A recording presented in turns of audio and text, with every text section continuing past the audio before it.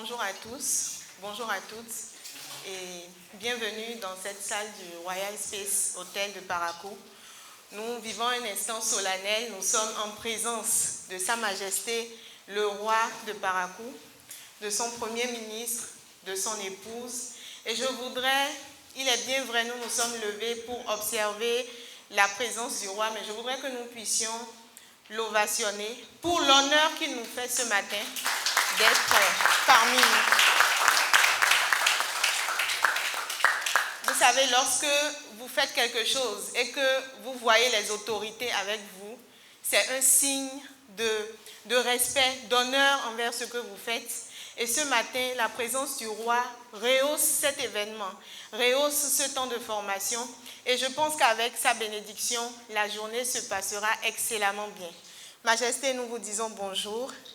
Et je vais déjà vous passer la parole pour que vous puissiez nous donner votre mot avant que nous ne poursuivions. Bonjour la Cive. Et Sa Majesté Akwaki Koboulou, Dominique remercie tous ceux qui se sont déplacés de part et d'autre et qui ont pris l'initiative de venir nous assister ce matin. Que Dieu le Tout-Puissant, le Miséricordieux, les assiste et qui les protège. Que les membres de nos anciens qui les accompagnent dans leur activité, dans leurs actions.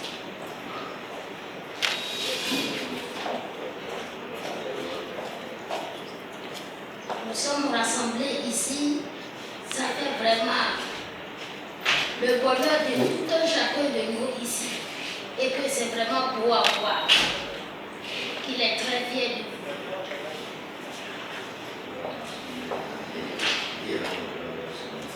Ce qui nous réunit ici, c'est vraiment des idées bonnes qu'un homme doit avoir envers son prochain. Que Dieu nous assiste.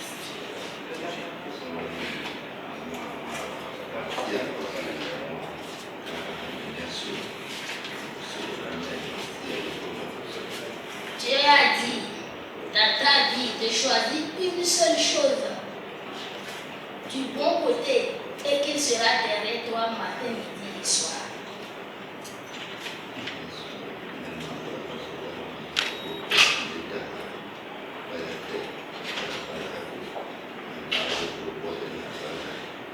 Que Dieu nous assiste et que chacun d'entre nous, d'entre vous, puisse jouir de tout ce qui va se passer ici, les initiatives, les idées que vous aurez, que chacun en profite. Que Dieu vous bénisse, qu'il vous donne bonne santé, longévité, ainsi que vos familles respectives.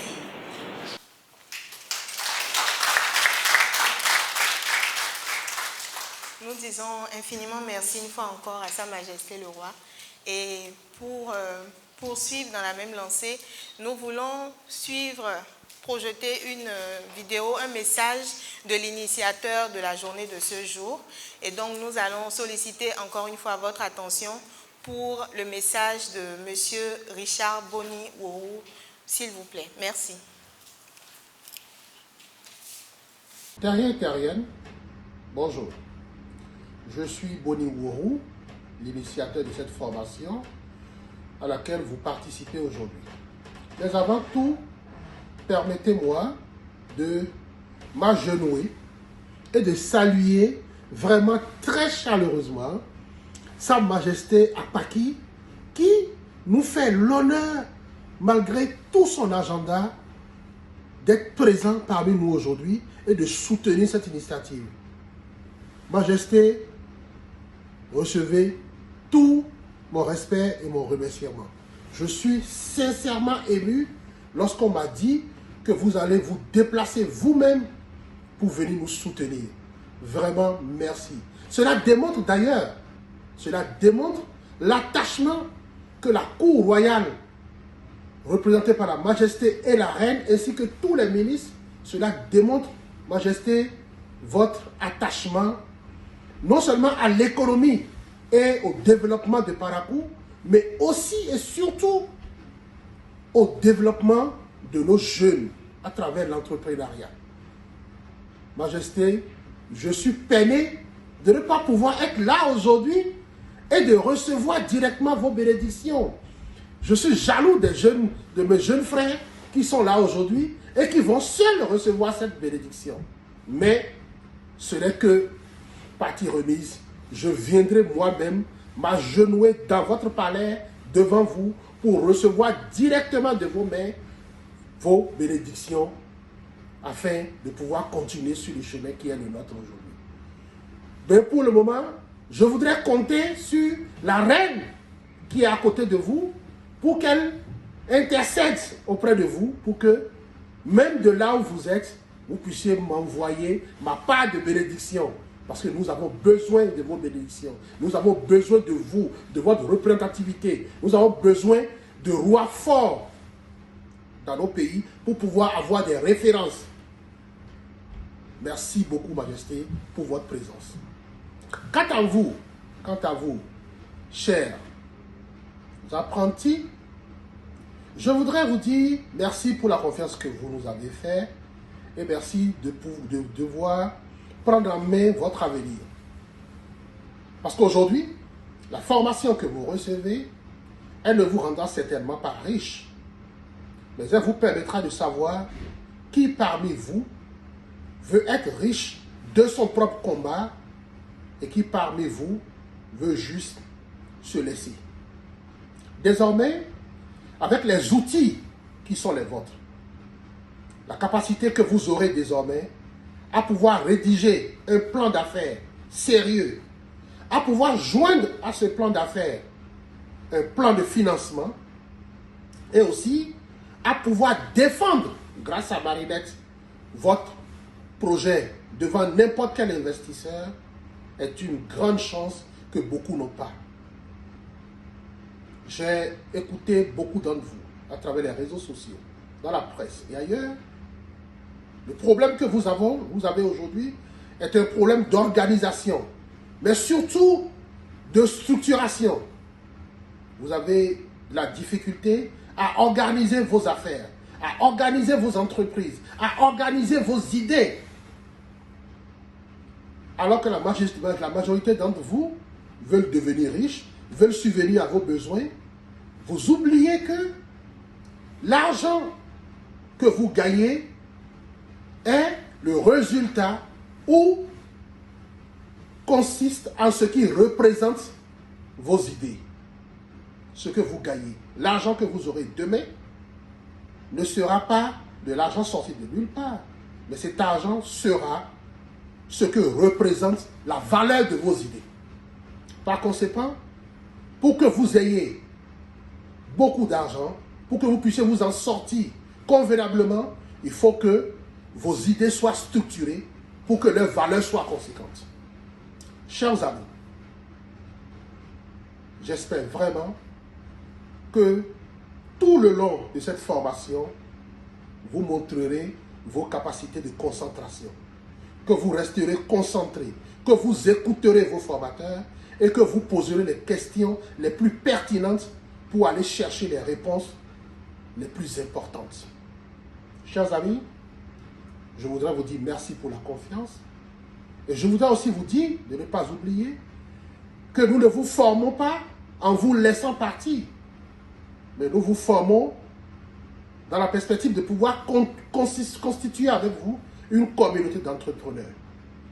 Les meilleurs parmi vous seront reçus en janvier au Novotel et celui qui aura montré le meilleur plan de financement, le meilleur plan d'affaires, repartira avec une cagnotte, un montant de 5 millions de francs CFA qui viendra en appui à ses activités entrepreneuriales.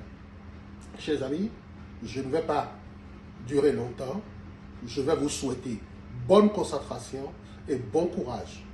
Et ensemble, remercions encore une fois Sa Majesté Apaki, ainsi que la Reine et toute sa cour qui ont fait le déplacement pour venir nous soutenir.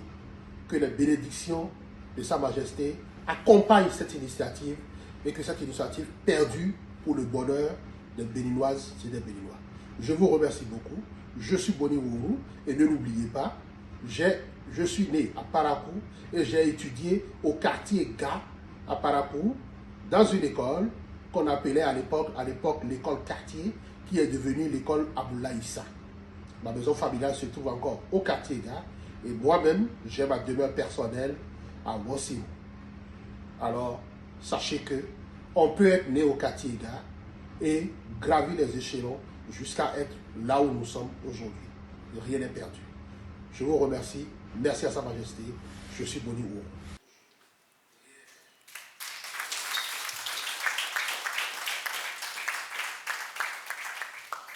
Nous allons aborder les profils disques, les profils de personnalité, qui sont vraiment la clé de la découverte de soi. C'est quoi les profils de personnalité? Nous devons comprendre qu'il existe 4 types de personnalités. Et ces personnalités sont déterminées par ce qu'on appelle le tempérament. Le tempérament. Le tempérament, c'est quoi? C'est notre disposition innée à réagir face à certaines situations, à avoir des réactions données.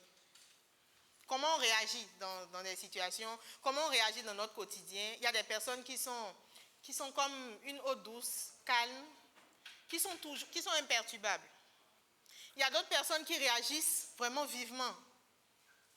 Il y a des personnes qui sont toujours en train de rire, de sourire, de plaisanter, qui ont plein d'amis autour d'eux, voilà. Et puis on se demande, mais pourquoi lui il est comme ça? Pourquoi il est aussi agité? Mais ça vient de son tempérament. Et d'autres ne sont ni agités, ni fougueux, ni calmes, mais ils réagissent juste avec beaucoup de méfiance. On analyse, on essaie de voir est-ce que c'est bon ou c'est pas bon, voilà. Donc tout ça dépend de notre tempérament. Et le tempérament vient en partie de façon héréditaire. On l'hérite un peu de nos parents. C'est pour ça qu'on dit que les chiens ne font pas des chats. Donc, si vous voyez un peu la façon dont vous êtes, vous ressemblez soit à papa, soit à maman, soit au grand-père, soit à un oncle, dans vos réactions et tout ça. Mais ça se travaille. D'accord?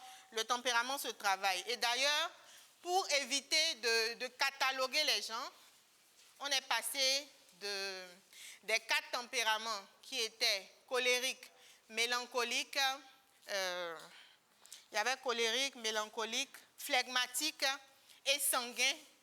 On est passé de ces tempéraments-là à 4 profils de personnalité qu'on appelle le profil disque. Le profil disque, donc il y a D pour dominant, vous pouvez noter, I pour influent, S pour stable et C pour conforme ou consciencieux. Donc c'est un peu plus positif que de dire colérique, sanguin, flegmatique, voilà. Donc, ça a connu une évolution. Donc, le disque, en fait, c'est un outil d'évaluation psychologique qui permet de voir un peu comment vous êtes, de prédire vos comportements généraux, en fait. Donc, comme on avait dit, il y a le dominant, l'influent, le conforme et le consciencieux ou stable. Et donc, le dominant, c'est la couleur rouge. Le dominant, il est orienté tâche et il est extraverti. Le dominant, il est compétitif, fonceur, indépendant, exigeant, il est direct, impatient, il écoute peu, il est rapide dans ses prises de décision. Ça, c'est vraiment les premiers traits qu'on vous donne. On va aller dans le détail tout à l'heure. Nous avons en dessous du dominant, nous avons l'influent. L'influent est communicatif, il a besoin d'avoir des relations autour de lui, il a besoin d'estime. C'est quelqu'un de très convaincant, très enthousiaste, optimiste, sociable, dynamique, persuasif. Donc ça, c'est l'influent. Ensuite, nous avons le stable, qui est le vert, la couleur verte. Donc le stable, c'est quelqu'un qui est très empathique, il est modeste, amical, patient, loyal, très hésitant, effacé. Ensuite, nous avons le bleu, le conforme, pour boucler la boucle. Le conforme est précis, il est analytique, Il est conformiste. Il n'aime pas les situations nouvelles qui vont lui permettre, qui vont le faire sortir de sa zone de confort. Il aime son petit cadre, rester dans ses habitudes. Il est très ordonné, technique. Il aime les faits. Il n'aime pas les bavardages inutiles. Les faits. Point. Et c'est quelqu'un qui est beaucoup critique. Donc, quand vous lui donnez par exemple un dossier pour faire une analyse, lui, il va vraiment faire cette analyse-là avec l'aspect critique. Et il se conforme aux normes. Vous ne pouvez pas dire à un bleu, à un conforme, de changer ses habitudes comme ça. Mais c'est comme si la terre veut s'effondrer. Ce sont ses habitudes. C'est comme ça qu'il a l'habitude de fonctionner. Et dans les entreprises, vous allez voir, lors des réunions, les bleus vont toujours dire, mais on avait l'habitude de faire comme ça. Pourquoi est-ce qu'on veut changer? Vous savez, tout ce qu'il y a comme entreprise a les moments forts durant l'année, les moments de baisse. C'est à vous de pouvoir identifier de façon concrète comment l'activité se comporte. Même en termes de matières premières. Quand est-ce qu'il faut produire et j'optimise mon bénéfice? Vous voyez des gens qui veulent produire par exemple du jus et veulent démarrer à une période où l'ananas peut-être est cher sur le marché. Ils vont mal fixer leur prix. Ils vont mal faire les coûts. Et se disent finalement, moi j'ai produit à tel prix, mais les gens ne veulent pas acheter. Vous voyez un peu? C'est la même chose dans le domaine de l'élevage. Vous ne pouvez pas maintenant démarrer les poules pondeuses par exemple, et démarrer à n'importe quel moment. Les gens arrivent à calculer et savoir que il faut que je commence à tel moment pour que les poulets réformés puissent tomber dans la période de fête pour que je les libère. Si vous arrivez à produire et les réformes tombent je suppose, je dis n'importe quoi, en juin, à qui vous voulez livrer ça si vous n'avez pas déjà peut-être un contrat avec un restaurant ou autre? Donc, ça entre dans ce qu'on dit, il faut se documenter. La documentation entre dans comment l'activité se comporte. Et c'est ça qui vous permet en fait de planifier vos activités, de planifier vos tâches et de planifier surtout comment vous allez dépenser l'argent en fait.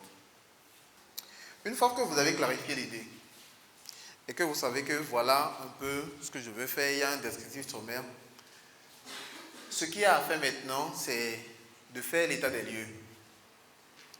Et l'état des lieux, c'est de pouvoir étudier ce qui se fait déjà dans le domaine. Qui sont ceux qui font la même chose que moi? Comment ils le font? Quel que soit ce que vous faites, il y a forcément un produit substitut ou un produit similaire qui se fait quelque part.